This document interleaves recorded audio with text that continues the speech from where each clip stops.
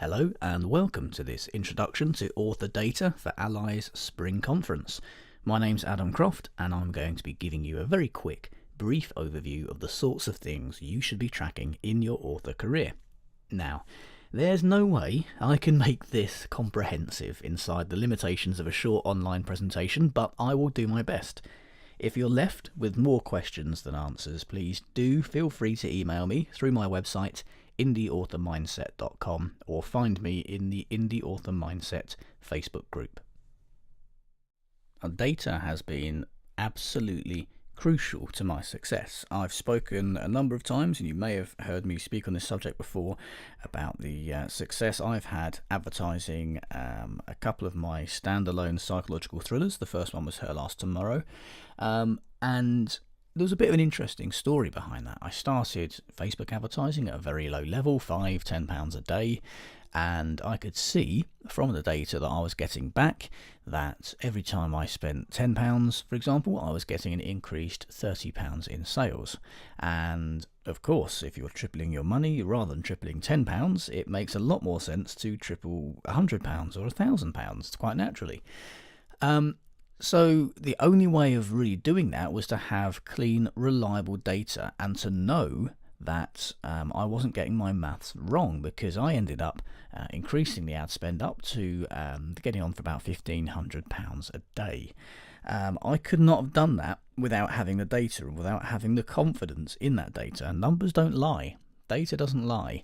If you get clean data from the proper sources and feed that into your spreadsheets, perform some calculations, you will then have facts right in front of your fingertips that you just can't argue with. The numbers never lie. I had to have faith in that data. I had to know that the information that I had generated from it was accurate and was correct, because otherwise I stood to lose an awful lot of money. So, spending for a good couple of months at £1,500 a day just isn't sustainable unless you are making that money back at least, in order to turn a profit. So I had to have complete confidence in the data, and I did.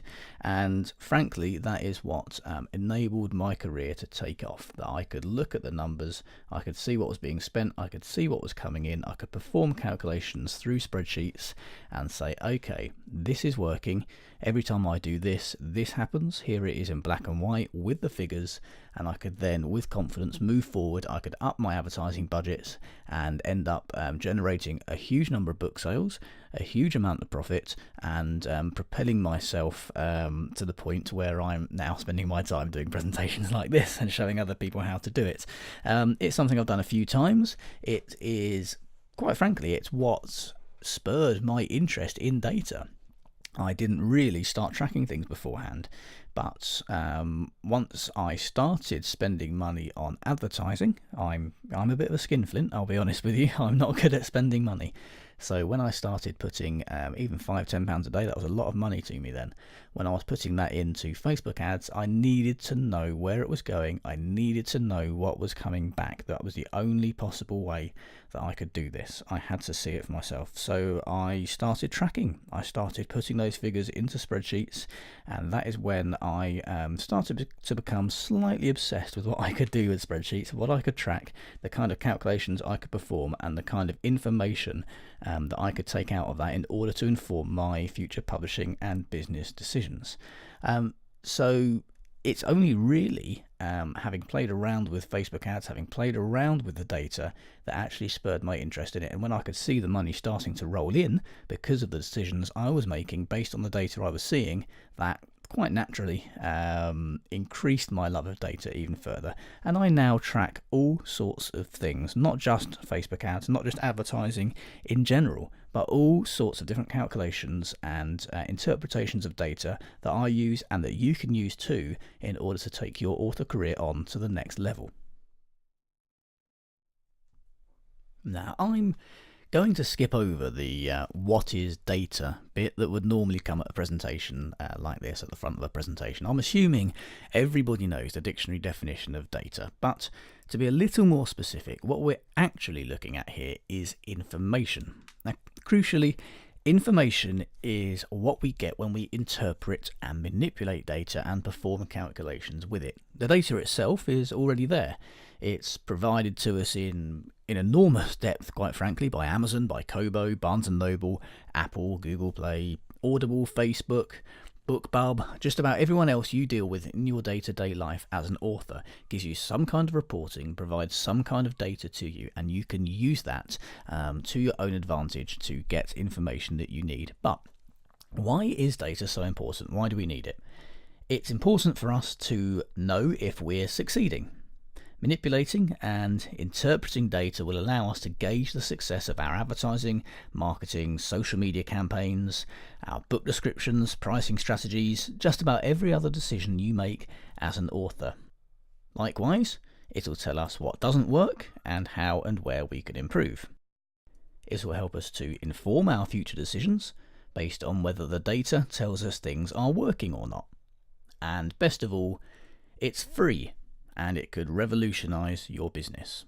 So to summarize, every time you do something in your author career, it'll have an effect.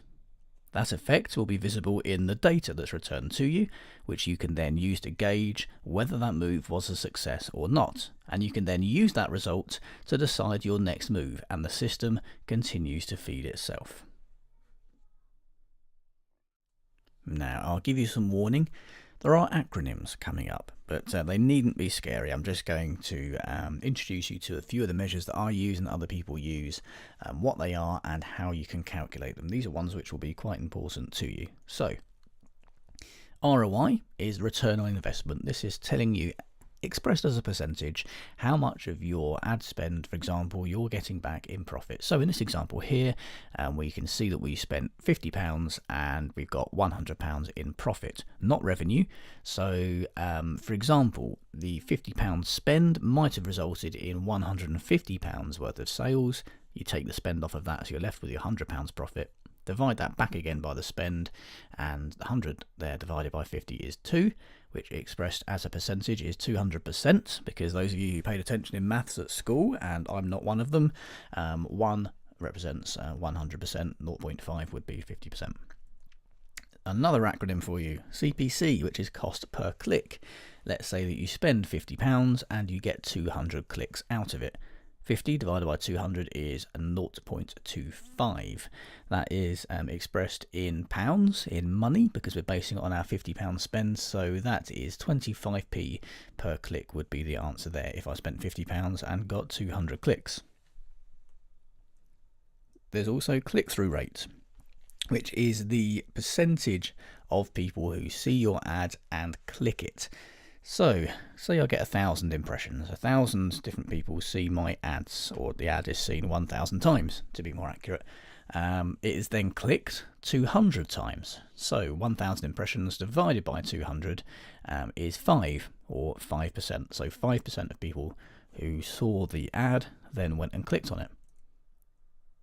There's conversion rate. You can do CR. I've used BR before for buy rate. Doesn't really seem to be a standard acronym for this one, but there's one for you anyway. CVR with a little v, because for some reason all the acronyms usually seem to be 3 letters, and it looks a little bit weird just putting the CR. So I put a little v in there. So let's say I got 200 clicks off of an ad that I run. And I got 10 sales off of the back of that. So those 10 sales divided by the 200 clicks, my calculator gives me 0.05, which, as we said earlier, expressed as a percentage, is equal to 5%. So that is saying that 5% of people who hit the sales page on Amazon or Kobo or wherever it is will actually then go on and buy the book based on that calculation there. Now, these are other ones that I start to introduce in my spreadsheet. So cost per sale, CPS. Let's say I spend $200 on an advertising campaign and I get 150 sales as a result of that. Dividing 200 divided by 150 gives you a result of 133, which is in dollars because it's based on the $200 that I spent. So that then tells me that each sale cost me $1.33 to generate, which, if the royalty for that sale is higher than $1.33, means I'm getting a profit. We're going to have a look now at a spreadsheet I compiled in early 2018 when I launched my book, Tell Me I'm Wrong. It's designed to capture data on the money I spent each day on advertising that book and the sales those ads generated each day. Now, I also entered the number of clicks the ad generated that day and the number of sales that book achieved on each day. Now, everything else is worked out automatically using the spreadsheet's own formula calculations. So here is one of my many spreadsheets. Don't be daunted by all of the figures. It's I've been writing for quite a long time by this point, and all of this data is actually very simple. So really, you only need to actually enter a couple of things here. I'll run you through what I do. So I've got this basically tracks my ad spend and the return that I was getting on it at this particular point in time, about just over a year ago. So I've got the date here, got which day of the week it was, which is a simple formula. It just pulls out the day of the week based on the date. I've got my spend here, which I get straight from Facebook. If you log into your Facebook ads account and go to yesterday, it will tell you exactly what you spent, so I put that in there. I get my sales figures from Book Report, which you can get at getbookreport.com. This is just my KDP Amazon spreadsheet. Profit, very simple. It's just the sales minus the spend. So the money that I had coming in minus what I spent gives me my profit. And the ROI is basically just a percentage expression of the profit compared to what I spent. So it's gross profit divided by spend. So all of these here are just calculations that are done based on the money that I've spent on Facebook ads, which is data I get from Facebook, and the money that I've had coming in from sales, which I get from Amazon KDP for the purposes of this spreadsheet.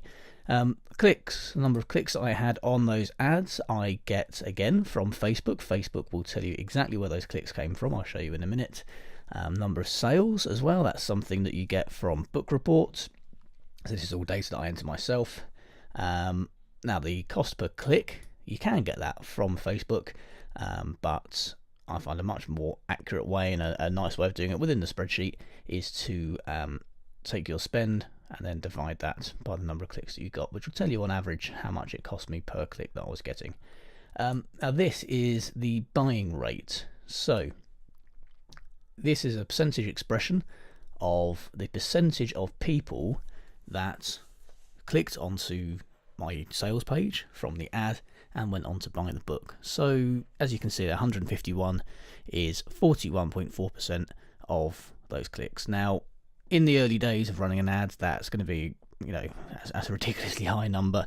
It's not just because of the ad, it's because, as I've written here, that was a launch day and I can't attribute all of that to the ad. So for the first few days, it's a bit wonky. So by the time you get down here, you're looking at kind of 11, 12, 13, 14%. These are more accurate buying rates down here.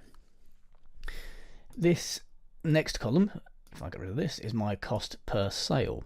Now, that essentially tells me how much I have to spend in ad spend in order to get a sale. And that's quite a crucial thing to understand, because each book, of course, has a royalty. So a book that I've got up at about, say, £2.99, which this one was at this point, will net me about £1.70 something, I think it is, in royalties if I manage to sell a copy. So it's crucial that this doesn't go above that, because as long as it's below £1.70, so here on the 3rd of February, I was spending £1.16 for every book that I sold at £1.70. So that is, again, a calculation done very simply. It's the money that you spent divided by the number of sales that you got. That can then be used to give me quite an interesting figure, which is this column here. This is the max cost per click. This is an advisory statistic for me, which tells me what I should be bidding on, on Facebook ads, and whether or not those ads are going to be working, knowing which ones to keep going, which ones not to. So the way that is done is using the buying rate and multiplying that by the £1.76 royalty that I would get for each copy sold. So it's basically saying to me that if I sell a copy of the book, I get £1.76. So only 12.8% of people who click onto the page will go ahead and buy that book. So 12.8% of £1.76 is 23 cents, which is the maximum cost per click that I could spend and not lose money. So effectively, this is my break-even point on each of those days. And if you look as we get further on in time, that starts to creep down, which tells me the ads were starting to get more expensive. And you can see here the ROI starts to fall a little bit as well as that happens, which then gives you an indicator that you need to spice things up with your ads, adjust your spend, maybe adjust the ads that are going out there, and see what happens as a result of that. But just to be clear, the only places I enter data are in the green columns here, and all of that is very, very simply obtained from my Facebook ads dashboard or from Book Report. Everything in the red cells is fantastic golden information calculated by the spreadsheet according to those bits of data I enter. Now here's where I get all of that data from Facebook. So this is for the same period of time, that month in February last year, shortly after Tell Me I'm Wrong came out. So for each day, I would go into the day. I would perhaps say yesterday if it was the next day that I'm doing it. And here's where I get all the data. So I can see that on the 1st of February 2018, this is what I spent on Facebook ads that day. So that will go into the spend cell. The number of clicks that I got is here, the 5765, and that really is the only two pieces of data that you need to take from Facebook ads. So that will go into your spend column, and that will go into my clicks column. And now this is my book report reporting page for the same date, February the 1st, 2018. So we're assuming that I'm putting these stats in on February the 2nd. So in terms of sales, this is where I get that number from. That's the total amount of books that I sold that day in terms of pounds. So that will go into my sales column. And then down here, number of sales that I got, that's the number that will go in there. The 766 is how many books were sold that day for that amount of money.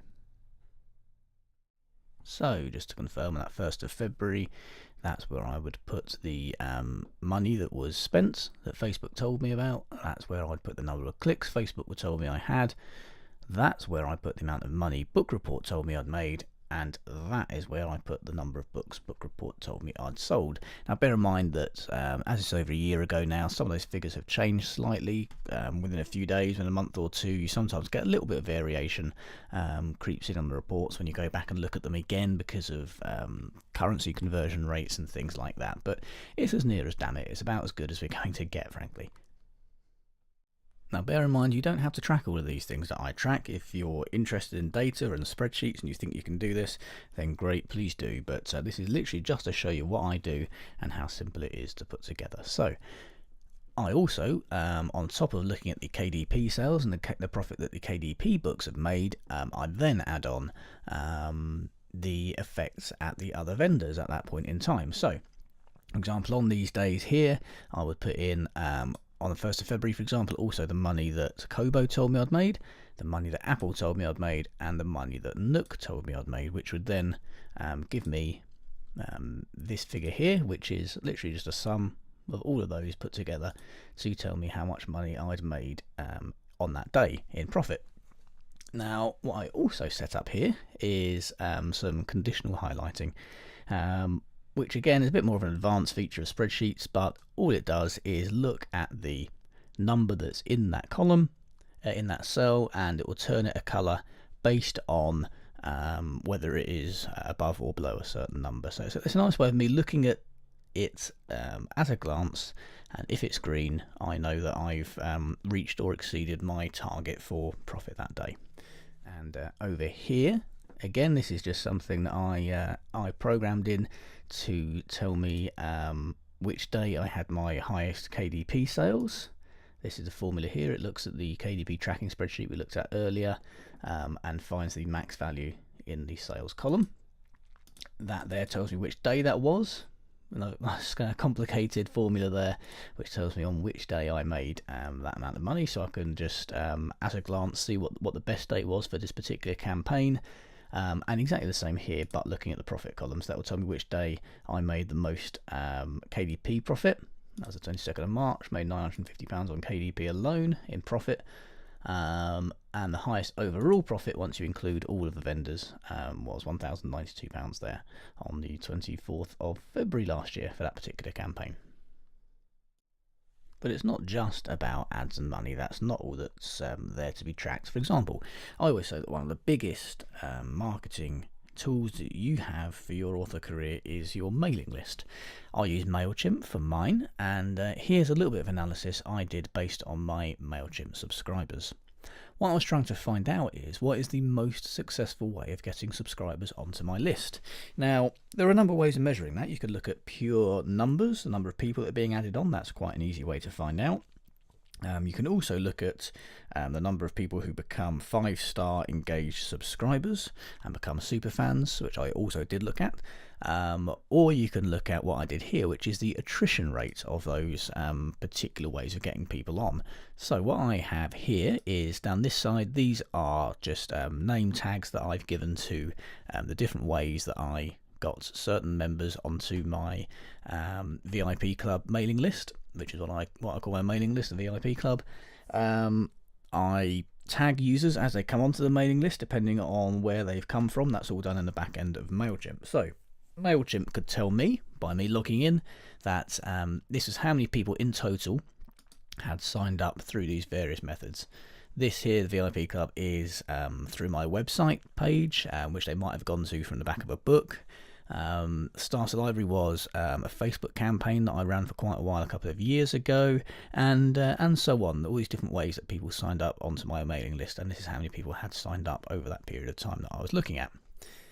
This here shows how many of those people still existed on the list at the time that I looked at it. So of those 37,000 people, 30,000 of them were still on the list.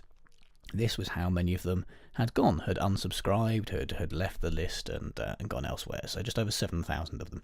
And what I was also looking at here was the percentage of those people who'd signed up who had gone. So people who signed up from my website, 18% had gone by the time I'd done this analysis.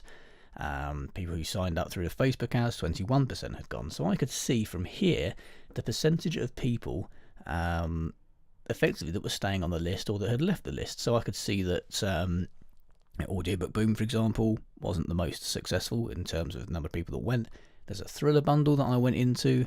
Nearly 30% of people left after that, so that wasn't the most successful email marketing list building method I used, but some of them were very successful. This one is obviously the best because nearly over 92% of people will have stayed on the list after signing up through this method, but there were only ever 26 anyway, so statistically that's not something I can use that's significant. So the best one for me with statistical significance was this one here, because I've got 4,000 subscribers and 3,500 of them stayed on the list, and that's the Ryan Z Book Sweeps promos. Now, as I mentioned earlier, I wanted to see where my best quality subscribers were coming from on my mailing list. So I set up this little spreadsheet here. MailChimp does a very handy little thing, really. It rates all of your subscribers from 5 stars right the way down to 1 star, or I think even 0 stars. I think the 1 might be the lowest, based on whether they open your emails, whether they engage, reply, click on links and things. So your 5-star subscribers are the ones that you want to cultivate. So this is the way I started, because as I say, all of my subscribers are segmented and I know where they've come from.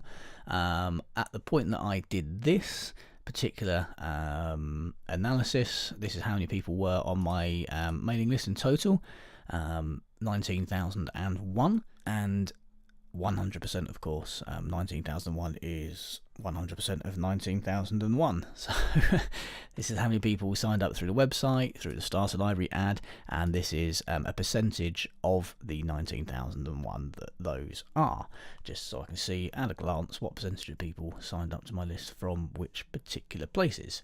Now this is how many of those 9,999 subscribers MailChimp says it had rated at 5 stars. 1,444 of those 9,199 subscribers were rated 5-star, which is 14.4% of the VIP club sign-up subscribers there. People who sign up through the starter library, 6,298 of them, 942 of those were rated 5 stars, which is 15%. So I can have a quick glance down here, and the highest figures here are the ones that essentially give me the best quality subscribers. So I can also see, for example, that let's have a look at those Ryan Z Book Suites promos again. So 13% of people who signed up through there went on to be gold 5-star subscribers and super fans. 26% of them went on to be 4 stars. 16.3% were 3 stars, and generally speaking, a lot of them become 2-star subscribers anyway, because emails fall into spam traps or don't get opened or what have you. So these are the guys that we want to not worry about too much. The 3 stars are the people that could be swayed, the 4 stars are fans of yours, and the 5 stars are super fans. So I can see at a glance here which methods of getting people onto my mailing list, which is these. I can have a look then and I can see how many 5-star subscribers I've got from those, how many 4-star, and what percentage of those subscribers that came from that source fall into each of those different categories. As I keep saying, I'm not going to go into huge detail about how I put these spreadsheets together, but just to show you a few of the formulas there, and so that you can see the kind of things that I track, because the maths behind it is fairly simple really. It's just showing you what I track, what I use that data and that information for, and the sorts of things that I can extrapolate from that data in order to make business decisions. So for example, we looked at the mailing list. We could see where quality subscribers were coming from, which sources of mailing list building were giving me the highest rate of subscriber attrition, and I can use that to say, okay, well in that case I need to perhaps dial back on certain methods of list building, because the people who sign up aren't staying very long. They're becoming 1 and 2 star subscribers, and they're disappearing off my list fairly quickly and unsubscribing. There's not much point in putting the effort into getting those people on my list. In fact, it could harm it. Whereas there are other methods of list building you can see from my stats that are good. They give me 5-star subscribers, they give me 4-star subscribers, they give me low unsubscribe rates, and just by looking there at that data I can say, okay, these are the methods of list building that I need to do more of, because they're getting me 5-star subscribers, they're getting me high open rates, they're getting me high click rates, and these are the things that are doing well for my business. Because otherwise it's very easy to just say, okay, I've got X number of people on my mailing list, I'm trying to get as many people as possible from as many sources as possible, which isn't a great idea.